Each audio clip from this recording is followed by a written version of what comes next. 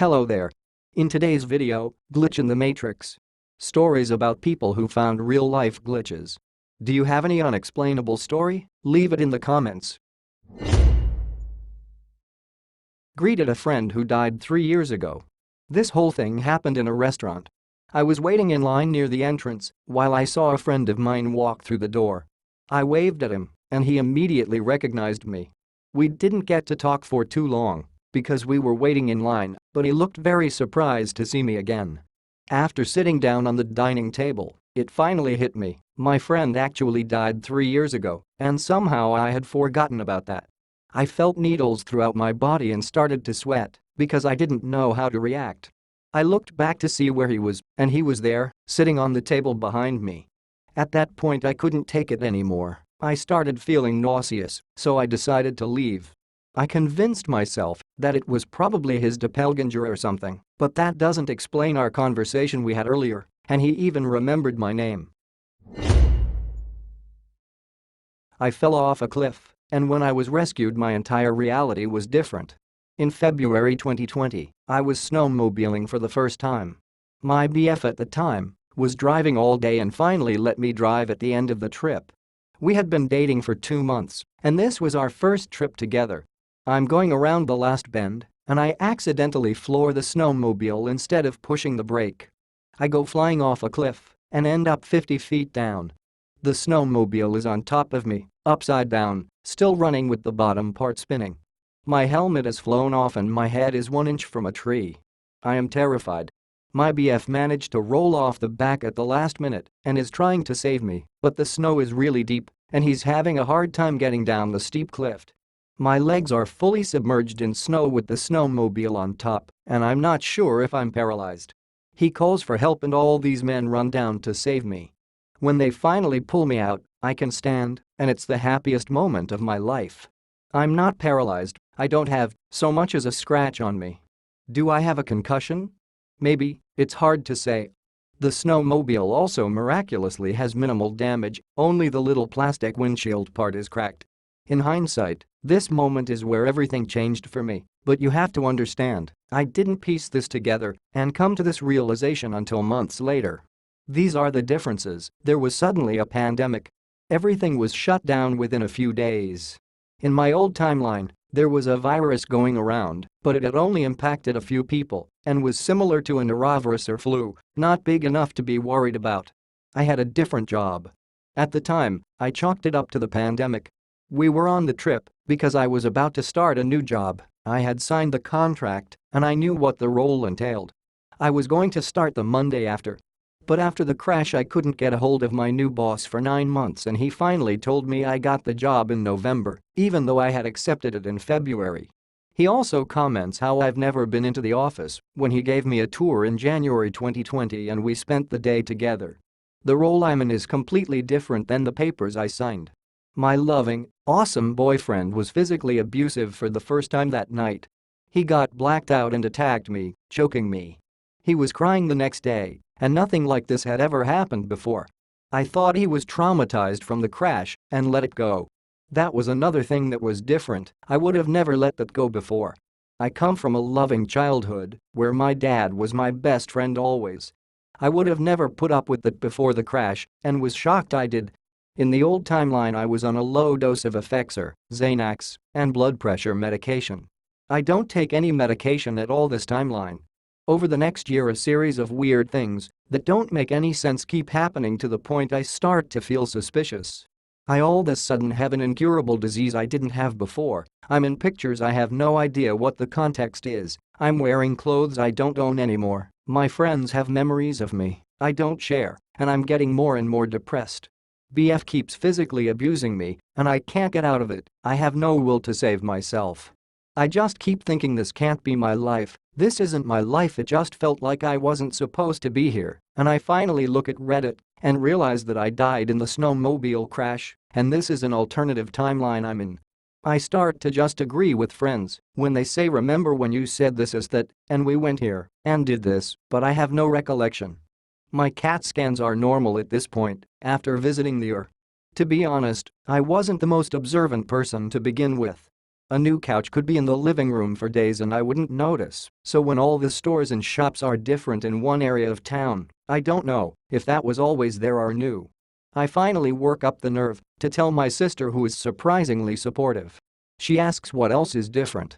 There was this song in the other timeline. It was a very popular song by a Shania Twain or Sheryl Crow type, anyone would know it. I sing it to her with the lyrics and tell her we always used to listen to it growing up. She has no recollection of it. I typed the words into Google. The song doesn't exist here. The longer I'm in this timeline, the more I forget the words and melody of the old song. Also, there was no iPhone 13 in the other timeline because Steve Jobs was superstitious and it was supposed to go from iPhone 12 to iPhone 14. I notice little glitches like that are stupid and don't matter. How do I feel about it now? I've accepted my new reality. I feel bad for my sister and parents in the old timeline that they're dealing with my death in a freak snowmobile accident. But there's nothing I can do. Trying to find them again would be like trying to walk from Canada to Australia with no map, impossible and a waste of time. I'm just making my reality the best I can now. It clearly for some reason wasn't my time to die, I mean to the point of going to the afterlife, if there is one, so I should do something important if I can. I was always agnostic before this, but didn't believe in different timelines. I thought movies like The Butterfly Effect and Run Lola Run were dumb concepts. Now I don't rule out anything ever. Edit, a few people asking questions, I'll answer best I can. First, no, I'm not with that guy anymore, he is dumped and blocked. To answer questions about the iPhone, here is my comment to another user. Jobs died in 2011 in the old timeline as well, but he had planned out the designs for the phones way past when he died because he knew he had cancer. He had an elaborate release plan of the phones in the future, did he not hear? And yes, he designed them so that the iPhone 13 would be skipped because he was superstitious. Have I been to therapy? Yes. I've been to multiple therapists, psychiatrists, counselors. I can't find any evidence of the effects or prescription I had and don't know who would have prescribed it. The bottles were just gone. I don't rule out that I bumped my head and some bad shit happened to the world after that. This is just my theory.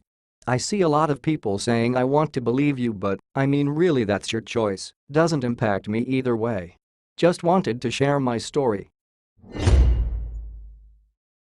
I somehow materialized a whole pizza. This happened to me a month ago, but I'm still trying to figure out what happened. I was ordering pizza and after ordering, I thought to myself that I should have gotten a thin crust cheese pizza instead. I felt guilty because I'm supposed to be watching what I eat, but whatever. Pizza guy shows up an hour later with the pizza I ordered and guess what? There was an extra pizza. Thin crust with cheese. He didn't say anything about it. I looked at my order and I only ordered one pizza. The thin crust wasn't on there at all.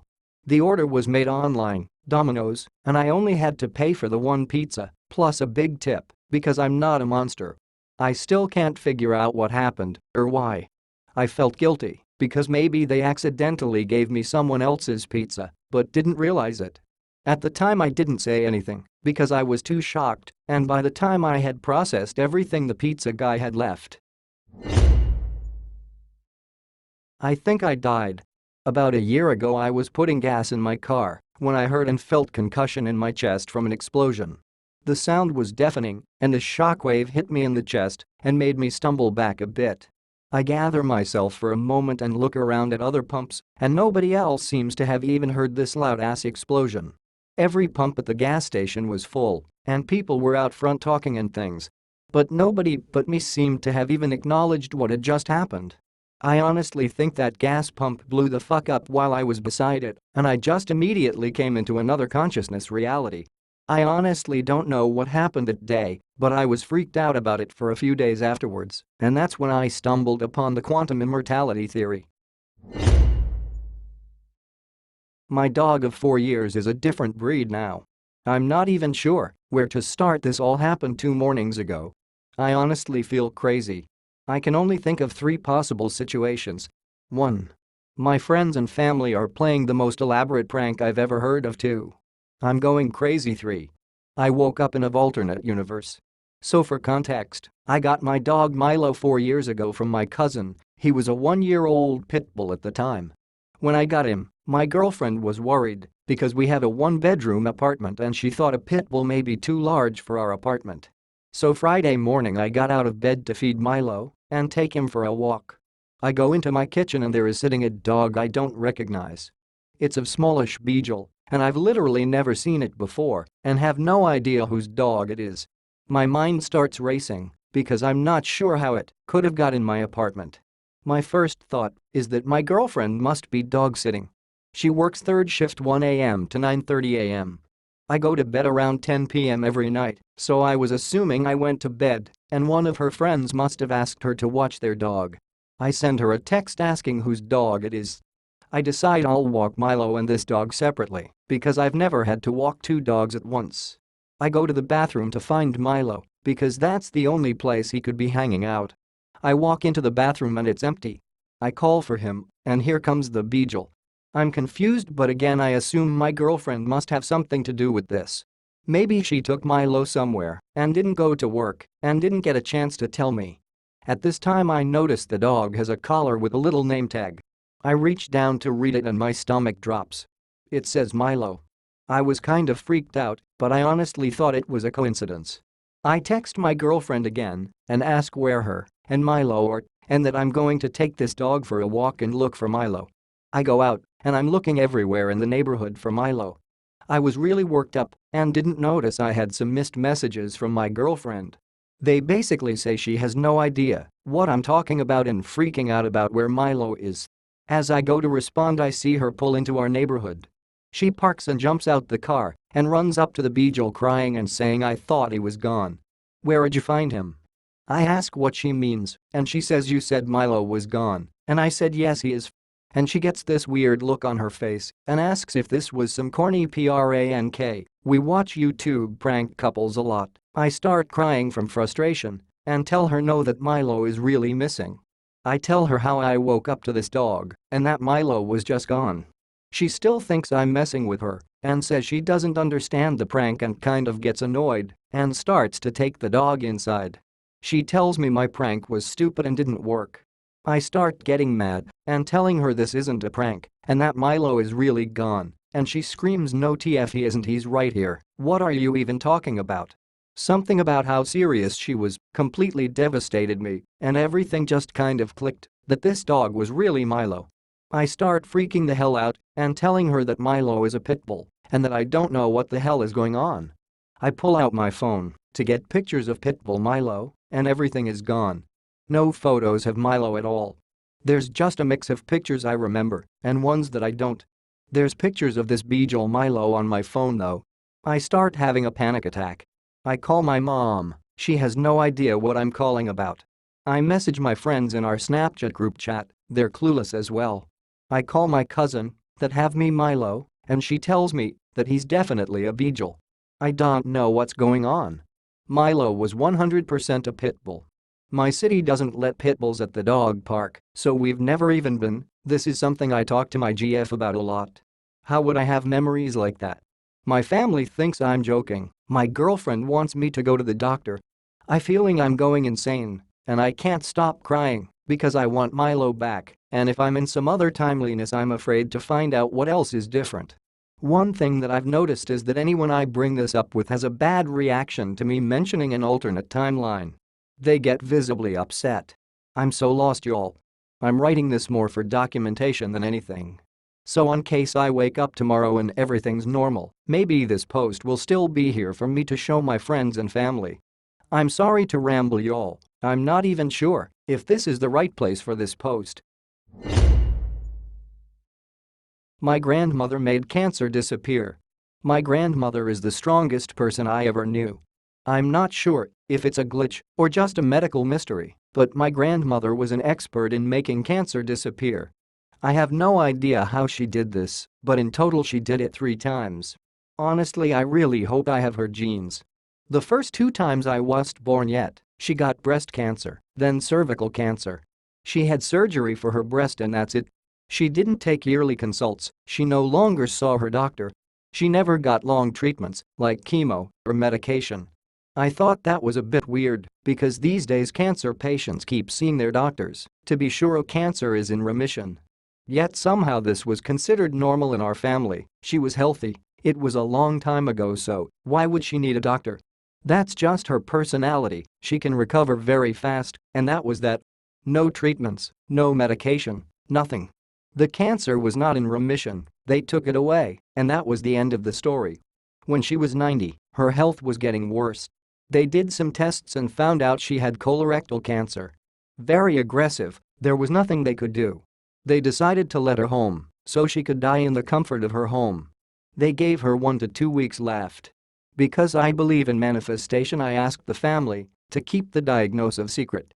Just make her believe nothing's wrong, and that's why she can go home. They all agreed because they didn't want her to be afraid of death for weeks. A month went by, and she was starting to get better.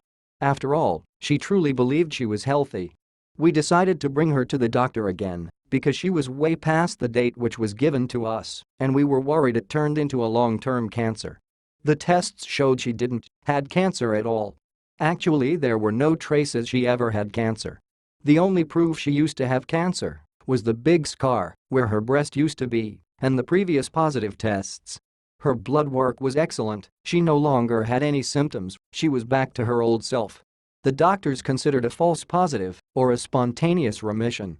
She lived for another 2 years until one day she was falling apart by osteoporosis. She was brought to the hospital. High on morphine, she was given a few more days. I was the only family member she didn't see yet.